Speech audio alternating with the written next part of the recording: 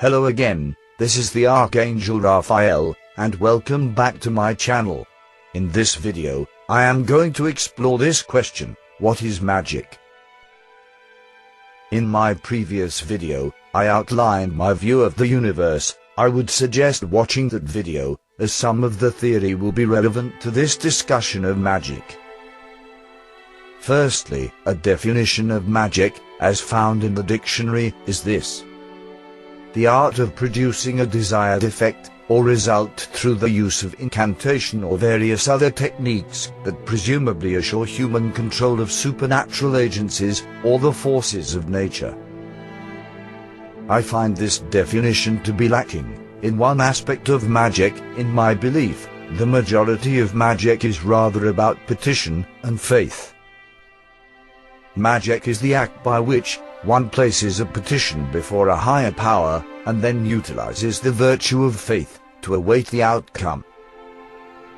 In magic, correspondences are used to enhance our connection with the powers we are invoking. We may use a specific herb or specific crystal, but we do not need to. Correspondences, of course, are useful, and their use can make the magic more potent.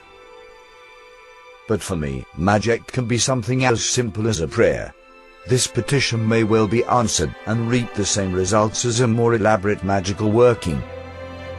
Magic, then, is the manipulation, by spirit, of the physical realm, by spiritual beings we call gods, angels, saints, or even divinity itself.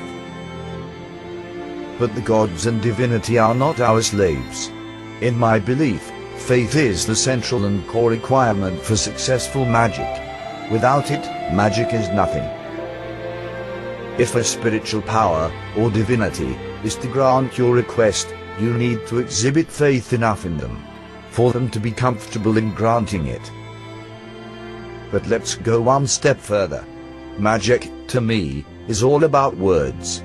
For magic to be effective, one has to verbalize the intent to make a petition. God, or divinity, created the cosmos through the creative act of speaking a word. The divine vibrations of that first eternal word caused the vibrations that are the strings. For me, at the basest level, magic is about vibrations. Remember, the strings are the smallest building blocks of everything. Altering their vibration, changing their frequency, or their sound, if you will, is mimicking the first act of creation.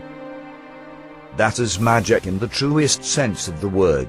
However, as I said, most magic is not about taking on the responsibility ourselves to personally alter the very fabric of the universe.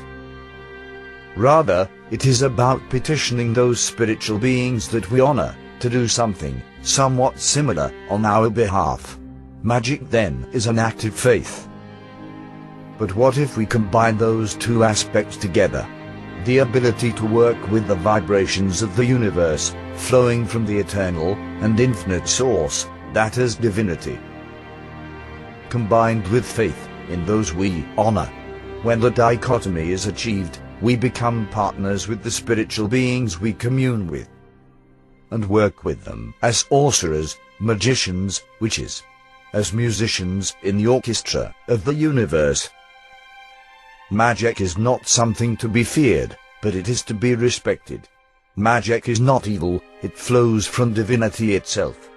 But the one using the magic may have negative intentions. Magic is a tool. Magic is a force of nature. Magic is in the very deepest fabric of the natural world. And just as nuclear power can be used for constructive or destructive purposes, so too can this fundamental force of the universe in which we live. And that is why when undertaking any magical working and joining that cosmic symphony, the practitioner needs to have an understanding of ethics. And this concludes my overview of the subject of magic. Thank you very much for watching.